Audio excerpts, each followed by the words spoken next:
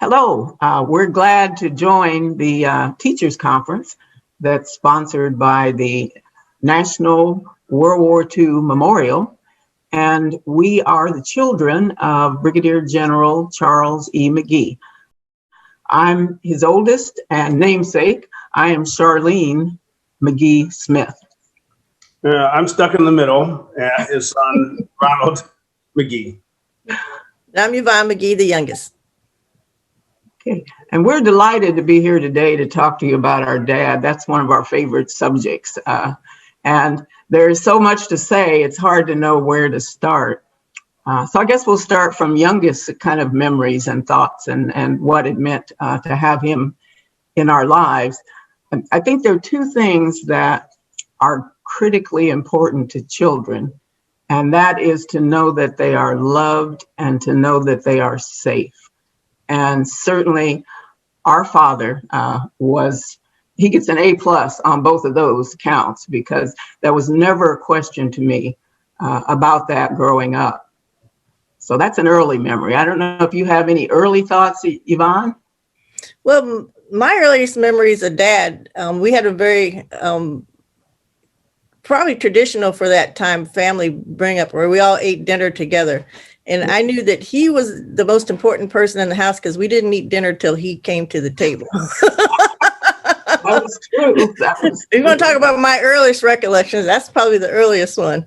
And but that was that time that they made sure that we all ate dinner together, and when we could, breakfast together and growing up. So I guess my earliest memories of him were being in charge of the household at the head of the table when we ate. So That's interesting because it's so different than, I guess, the female-male perspective. But my earliest remembrances of him are always that he was a pilot and going down to fly these planes. I just thought, what in the world? That's pretty amazing. Even from a young age, you knew that's what he did. I did, and I didn't look at it like we didn't eat till he came. Everything else, it's like, wow, he's gonna go fly. Yeah, absolutely. I didn't catch that bug until a little later, but I remember being amazed to go down and watch the exercises. I remember my mother, who had those little crank cameras that in the early days, brownies. She would try to get a picture of him taking off or coming in, and he was a little too fast, so we'd always get a lot of blue sky. Mm-hmm. That's true. In the Philippines, one of my earliest recollections actually of family stuff was like running around the backyard acting like I was flying and dropping dirt from my hands. Was the air show where they had paratroopers, everybody jumping. It's just the sky was full of planes, and that's actually what led to my interest of wanting to do and follow him. Wow. And you and Yvonne, I'm the only non-pilot in the family, by the way. My mother wasn't a pilot, but we lost her in 1994. But both Yvonne and Ron followed in Dad's footsteps, and I just write about that stuff. Well, I flew. I don't think I followed in his footsteps. Well, that's true. Those are big footsteps. That's a pretty big shoes to follow. Yeah. I think the other thing that I've learned from him that I began to appreciate at an older age was it's kind of the message that he gives to other young people in different ways. But I was always encouraged to aim high, and not be afraid to dream big, as he would say. And I think he could have given me a very different message. If you're a young Black girl in a world that doesn't appreciate you much, don't set yourself up for disappointment. Mm-hmm. That was never even a thought, let alone a message. And so it was always aim high, work hard, never quit, don't give up. And then he would always make it clear to us that part of our job was to help other people along the way. And I pass that on to the young folks even today. Number one, when we talked about aviation, because I liked it, find what you like to do. And don't let somebody tell you can't do something. It's a lot in the mind and your makeup and how you perceive. Say the other thing he imparted too in those messages is that, and where we learned a lot of his values were in church. And I remember that his whole thing was he didn't care if we were there 15, 20 minutes, whatever, but we were going to be there early in plenty of time, not rushing in at the last minute. So we always used to be like, oh, we've got time. And he's like, nope, we're out. So he was a stickler for being early. Yes. Not on time, but early to places. And I remember Sunday mornings used to be the biggest trial sometimes because I got that from him. I think that's the military way. You have to be on time. You know, you don't show up to something late. Yes. anything. We were always a lot of times the first family at events, but that was okay as long as we weren't rushing. But I remember him like particularly trying to get ready for church and him making sure that, you know, he'd be in the car. And if you weren't in there by the time he, you know, had it out of the driveway, you were in trouble. And it's interesting too, because he was, Mom was always the disciplinarian. There's something about Dad's demeanor that he usually only had to say something once and you knew that that was not to be questioned, tested, or replied to any other way than understood. And he did the task. And there was something about him. So I think we got more as far as discipline from Dad. It was more of a look and a maybe a brief conversation. But there was something about his demeanor that you knew he wasn't messing around. So absolutely. Now, Ron, you might have had a different experience. Yeah, I think so. I think you know, maybe he was harder on me in that respect. I mean, and definitely later that was true, but I think he said something more than once to me when I was a kid. And I usually paid the price for it.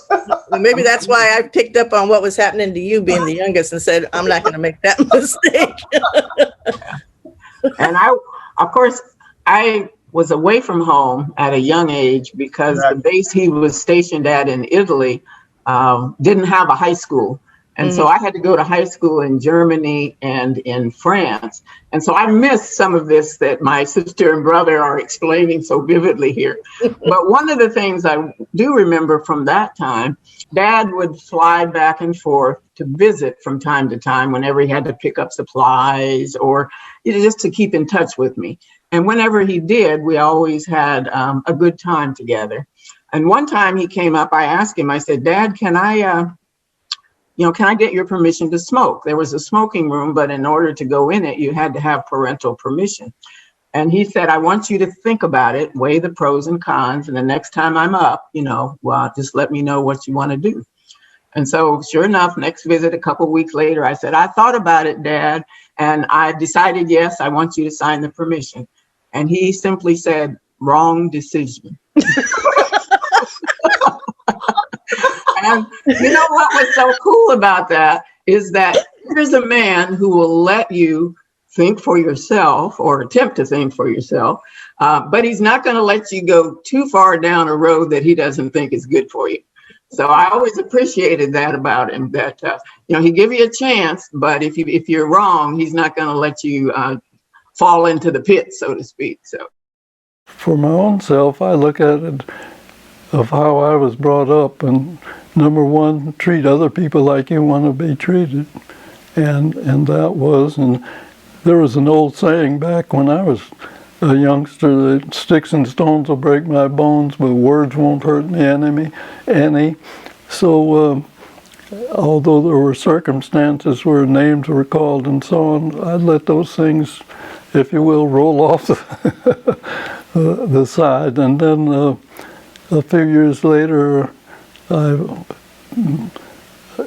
a teen, fortunately had experience with Boy Scout program.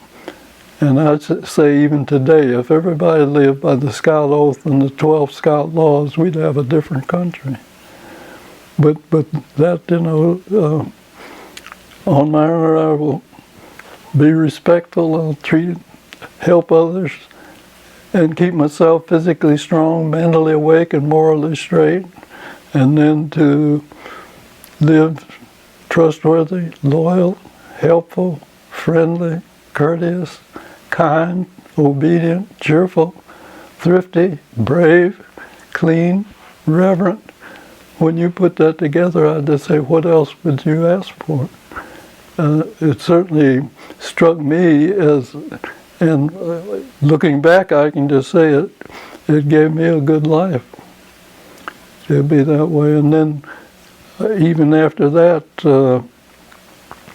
in my college training, I joined a fraternity, but one of the precepts is to be first of all, you first must overcome. And so things that, fighting never solved the problem. Just everybody went away, somebody bruised, somebody hurt, and still mad. They never shook hands and walked away as friends out of that. So it's these types of things, though, in my background that I feel helped me be successful. There's so many stories of the Tuskegee Airmen, what they accomplished, that people still don't know. It's not publicized widely. I'd like to read something so that you'll know what was overcome in our participation of the now called Tuskegee Airmen. And I'm just going to read part of it, and I read it because I'm not making this up, folks. A 1925 War College study with the subject of how to use the Negro manpower of the country if America got involved in another war. That was the subject, use of Negro manpower in war. Paragraph 3, it's a 4-page report that was sent to Washington. The Negro is physically qualified for combat duty. He is by nature subservient and believes himself to be inferior to the white man. He is most susceptible to the influence of crowd psychology. He has not control of himself in fear of danger to the extent the white man can. He has not the initiative and resourcefulness of the white man. He is mentally inferior to the white man. Therefore, the other pages go on to say, we could dig ditches, cook food, drive trucks, and so on, but do anything technical? Impossible. In the closing, they sent this to Washington to be a part of the mobilization policy, and said they had studied the issue and knew that if Negroes got into aviation, it would be a failure. Washington bought this, and at the beginning of the war, the Negroes were denied the opportunity to get into training, even though, and for you ladies, the first black woman to fly was Bessie Coleman, went to France in 1921, got her license, came back, and actually went around the country barnstorming, introducing this new industry of aviation to people. Jacques Ballard was in France, and when war broke out, World War I, flew for the French and was highly decorated. The blacks that went to France during World War I performed successfully, and actually many were highly decorated. That wasn't a part of the study for some reason. Why? Well, you'll have to figure that out. They said, we've studied the issue, we know blacks will not be successful. In Washington, that was a part of mobilization policy when the war broke out. But the need, and as things went on, they finally said, well, we've studied the issue, we know it's going to fail, we'll authorize an experiment. That experiment was the 99th Pursuit Squadron. A squadron that day, 34 pilots, 24 aircraft, but to maintain segregation, all of the necessary support. Well, for a fighter squadron, that's about 200 mechanics and technicians to maintain the airplane, but you still needed medical, communications, administration, supply, that's another couple hundred. All of this training went, and as I mentioned earlier, when I learned about the program, mechanics being trained at Chanute Field, they were successful. They expected them to fail. They didn't. They said, by gosh, we need an airfield for the pilot training. Airfields all around the country, but they found $4 million to build a separate airfield to maintain segregation. They built that field about 7 miles northwest of Tuskegee Institute in the city of Tuskegee, Alabama, Tuskegee Army Airfield. Mechanics train came south, waited once the field was finished. Another thing that's interesting at this time, the Army was given the policy to contract for the pilot phase of training. This would save their experienced pilots and let them join units to contract at a civilian pilot training school. Tuskegee Institute had a successful civilian pilot training going on, got the contract, and we can't fly, but folks, my instructor was a black pilot of their civilian pilot training program, who instructed all of the early, now called Tuskegee Airmen. We give you this history and so on. We don't want to repeat it, but folks need to know about it. Our youngsters need to know about it and what they're facing in the future of the country. So that's why we tell the story now, not to degrade anybody or that, but to understand where we've come from. And I think it was 26th president of the country said, if you don't know where you've been and where you come from, you've got a big problem in where you're going. If they had failed, and as the government expected them to do, I think we would be in a totally different world today. We wouldn't see, blacks or African Americans doing any of the things that we're doing today. It would have, I'm not saying it wouldn't have changed later, but it certainly would have been probably a lot later. And especially because they were so successful, and in the military, when they combined the militaries in 1948 and got rid of the segregation and brought the 32nd back into and split everyone up to different squadrons around the world, that made a huge change in the race relations in the U.S. and immigration and everything else kind of followed from that. So really, they were pioneers of that then, and they still are today. They, especially Dad, he affects so many people around the world. It's insane to even think about how many people he's touched. We've had calls from people all over just to say, I just wanted to talk to him, or I met him, and he changed my life. And Yes. it goes on and on and on. We could probably tell you hundreds of stories like that. So his impact has been and still is something that's beyond really words for me to explain. It is true. And I think the number of people, men, but not men only, because he is a mentor to women as well, will say, I am a pilot today because of you. Or you came to my class at the Air Force Academy and I saw what was possible, and that changed my life.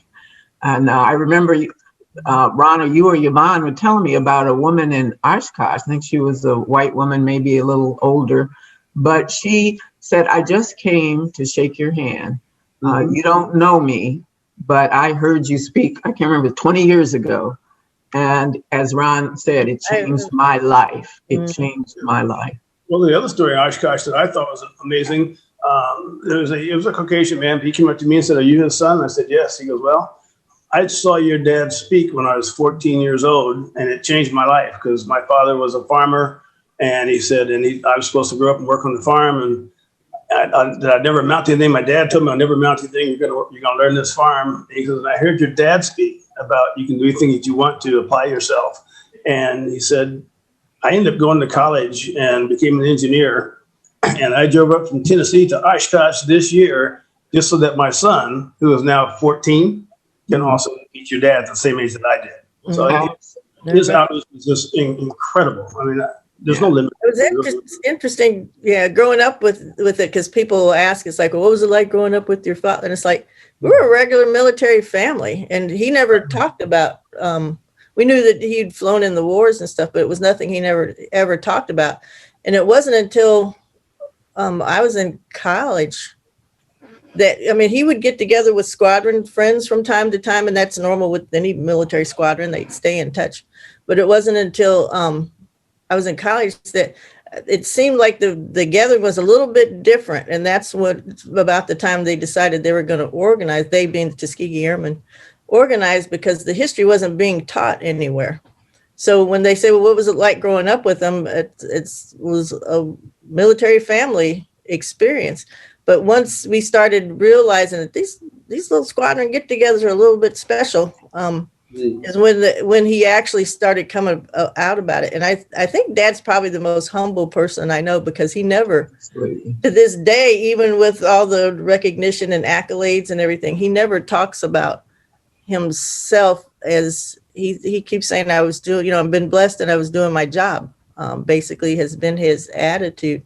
And the other thing too is that he always, when people ask him specifically, I find interesting, they want to know about him and what he did and everything else. And he always looks for the opportunity to make it relate back to the bigger picture. So, I mean, he just is the most humble person, but he hasn't changed at all. Mm-hmm. Now that, with the recognition and everything. And I think, and he has said that, he says what he says because to speak for the people who aren't here to speak. And I think that's his attitude with a lot of things, is that it's never been about him. And again, he hasn't changed one bit. No, he's very humble. Like I said, growing up, they never talked about Tuskegee Airmen. In fact, none of them did. They used to get together every now and then, but they finally thought, man, we're doing this, why don't we incorporate? And that was 1972. So prior to that, really, the Tuskegee Airmen never came up. That term wasn't even coined or used at the time until after they incorporated. When this program started, we weren't called Tuskegee Airmen. The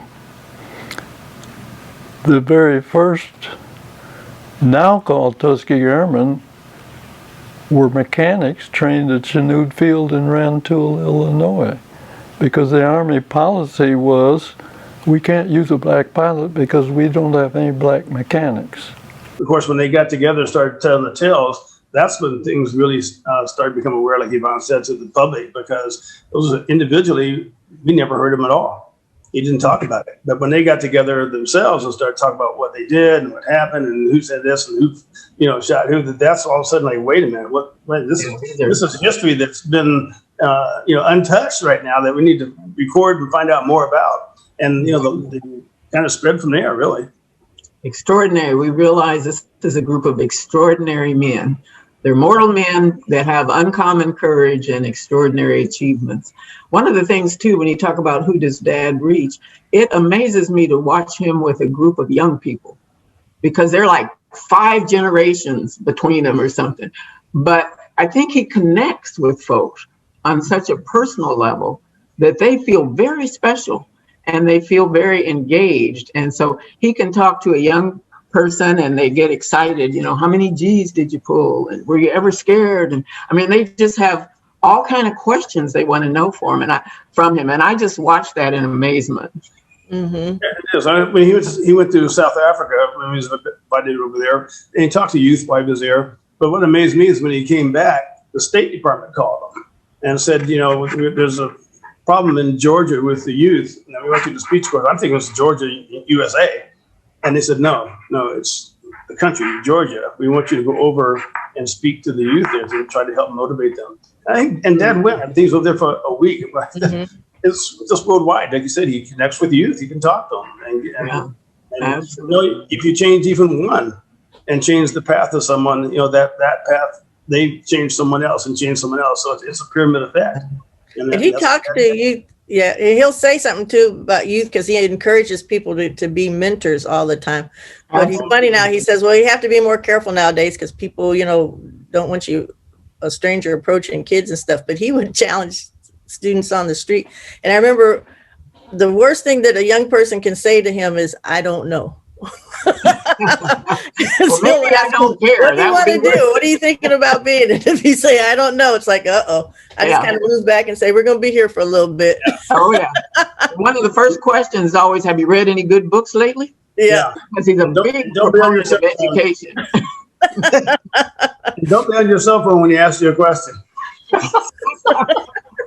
And I love it when he's talking to young folks and he says, I've had my high flight. Mm-hmm. He said, but maybe one of you is next. maybe one of you will be the one to go to Mars. And their eyes just get big. They're like, oh man.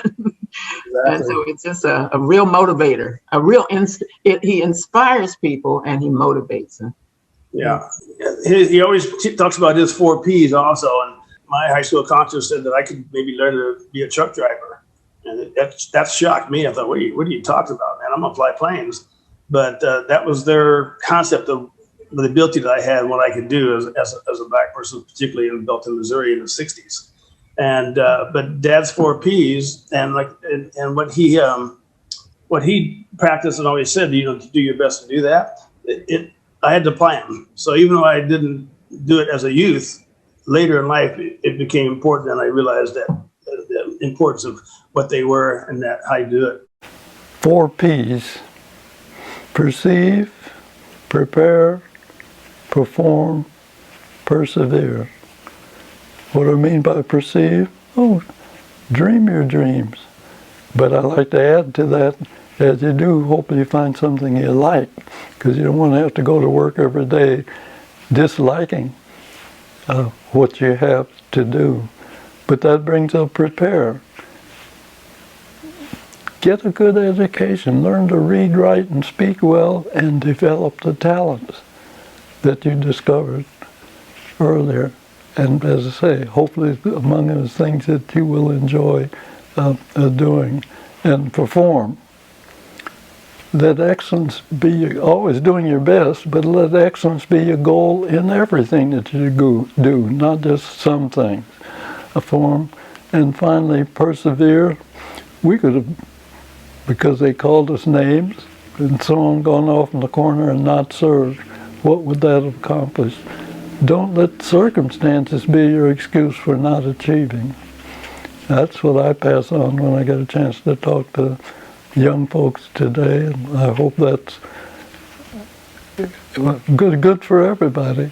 But if those 4 Ps are followed, you would hope that it would mean a good life for the individual. And as I tell young folks, what's good for you is good for your family, for the community, and for our country. Do you have any advice, life advice, moving forward for students that these teachers can impart, and for some of the students from Prince George's County who are here in the audience today, as they move forward and they choose a career in life and their connection to our nation as far as patriotism is concerned? Can you impart one last thing of advice to them before we leave today? Well, what I would say, and I'm not sure I directly answer the question, but as I go around talking to students in schools, there certainly, to me, is a need to include what is taking place in our country. I ask often youngsters, who knows what the thrust of one engine on today's 777 commercial airline is? No idea. Why aren't you teaching where technology is taking us? Technology is taking us way beyond what I flew. But our youngsters aren't getting it. How can they take their place? So on. So something's wrong in the textbooks they're using or the attitude. One of the things I enjoy talking to middle schools most, because at least middle school kids listen. Present company accepted. High school, that's another story. But to you teachers, hang in there. I know you've got such a challenge. I would say they should be congratulated because the youngsters coming into a classroom all don't come from the same background. They don't come from the same home environment. They don't come with the same will to get an education. So they have a heavy burden in my mind to overcome, and should be congratulated to teach, but also to realize that the challenge of them within whatever system they are, to be able to motivate every youngster that's sent to their classroom. I don't know what bigger challenge there is in any field of work than that which teachers have. And certainly not only giving them thanks for wanting to be a teacher, but preparing to be, and let them know that they have our support, hopefully for a very successful career, and that means a meaningful outcome of the youngsters that enter their classroom. We're gathered on this Veterans Day not to glorify war, but to recall that all Americans, white, black, and indigenous, responded to a call for service that resulted in our country reaching a higher plane in world affairs, and the goals set forth by our founding fathers.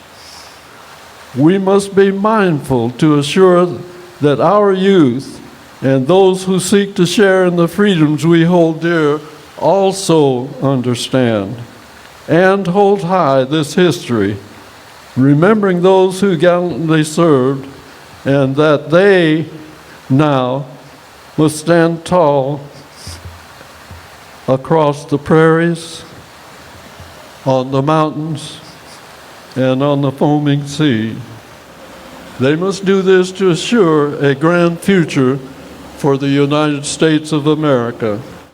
We were able, I'll put it this way, to dispel the biases, the generalizations, and in some cases racist ideas that because of their happenstance of birth or color of skin, we could not do anything in a technical area. In other words, we didn't have the brain power, the will, fortitude. All of these things were part of a 1925 War College study that said that if America got involved in another war, we could do service things, dig ditches, cook food, drive trucks, but perform in a technical area, impossible. They claim they've studied the issue and that there shouldn't be an attempt in war in technical areas because we wouldn't be qualified or be successful.